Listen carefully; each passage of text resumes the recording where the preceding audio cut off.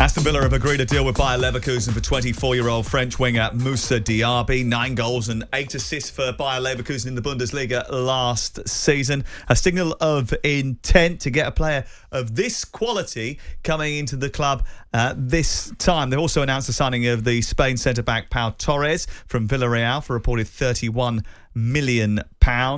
And since promotion, they have spent £260 million net. And this is 290, I suppose it's probably a bit more than that now. So over 300 million now with Pau Torres and Diaby. So that's a real signal of intent. And like Kevin was saying in that clip, Unai Emery seems to be a real pull. You're convinced that they're going to have a really good season. One or two people suggesting that they might even fight for the Champions League. That might be a little bit of a stretch. Yeah, I think so. Again, just because of the level of competition. But I was told right at the start of the window, keep an eye on Villa. They're going to... You all right? You still with us? Yeah. They're going to be big spenders this summer, and so it's transpiring. You mentioned the 2 signings already. I think this will be a record deal for Diaby, someone who's been on the radar of a lot of Premier League clubs for a long time. They're looking at Doku at Rennes as well, so it won't be the last arrival. And I think if you look at what they did last season, not too many teams picked up more points than Villa did from the minute Unai Emery took over. Did a brilliant job to get them into European contention, qualifying for the Conference League. You'd expect them to go well in that competition, given Unai Emery's European record. You have a nagging suspicion that maybe that might threaten their Premier League ambitions, might get in the way a bit. I just think it'd be a tough season to compete on 2 fronts. I think that's always difficult when you haven't done that for a long time, but they're building a squad that may well be capable of doing it. They've got a manager who knows how to do it. But if you look at Unai Emery's history, I think his successes have been in those European competition, whilst not necessarily being able to sustain fights for league titles or getting into top echelons of the league. So I think it's a difficult balancing act to have, especially in the Premier League, because the Premier League's so congested. You already pointed it out. You know, Brighton getting into Europe last year was a terrific achievement, but you don't expect them to do that again next season because of one, playing in Europe on a Thursday, but also because there's so many teams that are fighting for a top 6 or 7. Remember, you've got to class into it that Chelsea are actually going to try and get back into Europe this season. They haven't got any European distractions. No, they haven't got any squad either at the moment, which is more of an issue. But I guess if there's one area of concern for Villa, it's what happens if Ollie Watkins gets injured. Can Ollie Watkins maintain the level of goal-scoring form that we saw, particularly under Unai Emery last season? They don't really have a backup, do they? Cameron Archer, good young player, but is he quite ready to take the step into the Premier League? What I do think is that Unai Emery has really proved a lot of people wrong, not just with what he did at Villa last season, and they were a mess under Steven Gerrard, but also back in Spain. And I wonder if Arsenal fans, with hindsight, think maybe they were a bit too harsh on Unai Emery. This was a guy who did lead Arsenal on, a 20-odd match unbeaten run at one stage? Yeah, I mean, listen, he's done brilliantly since taking over, and he had a point to prove. He's come into the league. They finished, what's their highest finish? 7th? Is that the highest finish that they've ever finished in the Premier League in the last 20 years? I think it probably is, isn't it?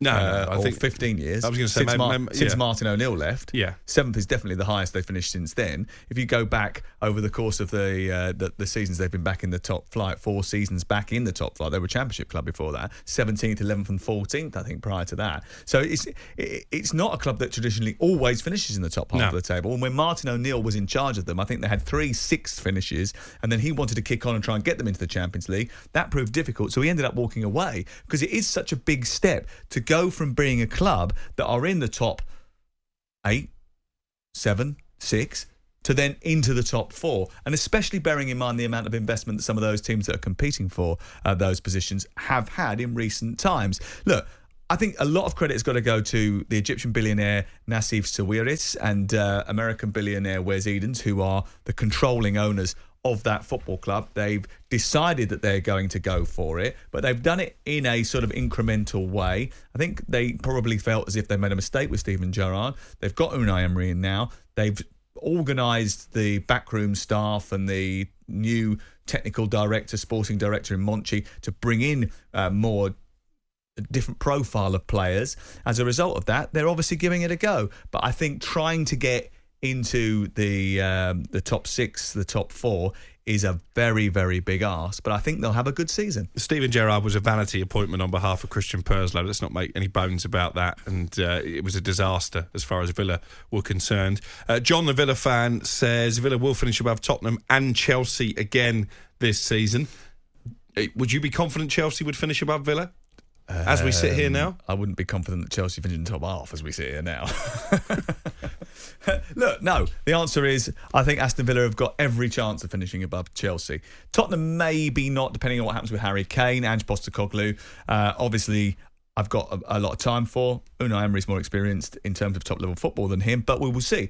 I think that's a 50-50. You've got a big bet with Jim White, haven't you, over Newcastle? You think that Newcastle will stutter, fall out of the top 4 next season, and Aston Villa may well jump over them. And yeah, let me say, this is not me bashing Newcastle because they achieved great things last season. But again, I was told at the start of the summer, and so it's transpired, that Newcastle wouldn't be spending the sums of money that maybe people expect. Looks like Harvey Barnes, who was at St James's Park yesterday by all accounts, is going to sign. Then they're setting their sights on Tino Livramento at Southampton, really talented young fullback, but he's had a terrible time of it with injury. I'm not sure they're going to do much other business, Newcastle. And I think if you look at the two squads, Villa and Newcastle, I'm not sure there's much in it. They've got some real talent, Newcastle. Isak's a wonderful player. Guimaraes, always been a big fan of Callum Wilson.